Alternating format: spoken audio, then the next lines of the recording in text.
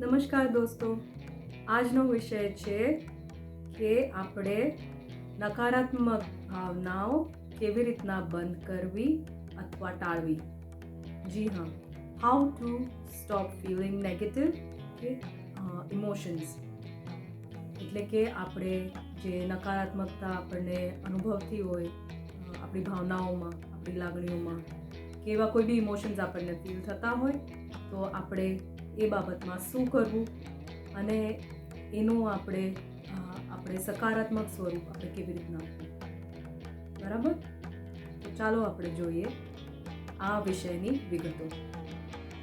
સૌથી પહેલી વસ્તુ, check if you are hungry and if so eat. સૌથી પહેલાં એ ચેક કરો કે તમને ભૂખ લાગી છે કે શું, અને જો લાગી હોય તો કાંઈક ખાવાનું અને પીવાનું કરી લો.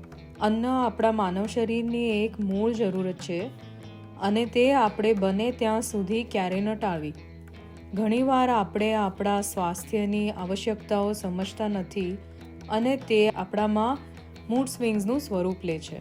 બીજી વસ્તુ, try not to complain or speak out your negativity. આપણે તે યાદ રાખવું કે જેમ સકારાત્મકતા ફેલાવાથી વધે છે તેમજ નકારાત્મકતા એ ફેલાવાથી વધે છે. એટલે આપણે આપણી નકારાત્મકતા વધારવી નહીં, ફરિયાદ ન કરવી અથવા ગુસ્સો બોલીને બહાર ન કાઢવો. તમે કહેશો કે જો હું એમ ન કરું તો કરું શું? તો આપણે ત્રીજો પોઈન્ટ જોઈએ, આપણા શરીરને સકારાત્મક ક્રિયાઓ તરફ દોરો. છેવટે નકારાત્મક ઉર્જાઓ પણ તે જ છે, ઉર્જા. એટલે ભલે આપણને જે પણ નેગેટિવ ભાવનાઓ અનુભવતી હોય, ગુસ્સો, હતાશા, ઈર્ષા, ડર, તણાવ, આપણે પહેલો અને બીજો સ્ટેપ્સ જોયા પછી પણ જો અભાવાત્મક લાગતું હોય તો આપણે શારીરિક રીતે સક્રિય થઈને કાંઈક પોઝિટિવ ફિઝિકલ એક્ટિવિટી કરવી, જેમ કે ખુલ્લી હવામાં આંટો મારવા જવું, ગ્રાઉન્ડિંગ કરવું, કુકિંગ કરવું વગેરે વગેરે. ચોથો પોઈન્ટ, જીવનમાં બને તેટલું અપેક્ષાઓ ઓછી રાખવી. આ પોઈન્ટ એટલે આપ્યો છે કેમ કે અપેક્ષાઓ મેઇન રીઝન છે, મેઇન કારણ છે જેથી લોકોને નિરાશા થાય છે.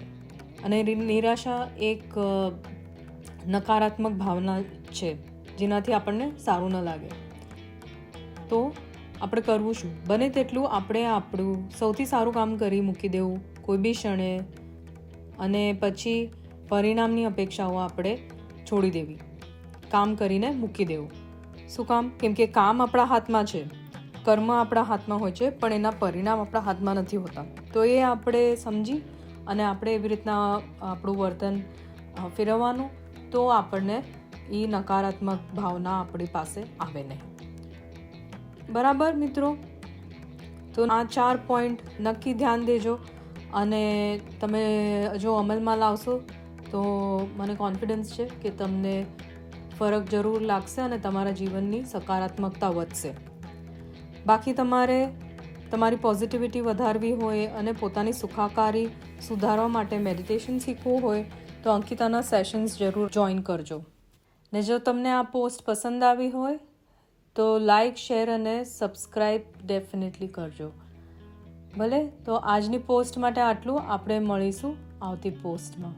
આવજો.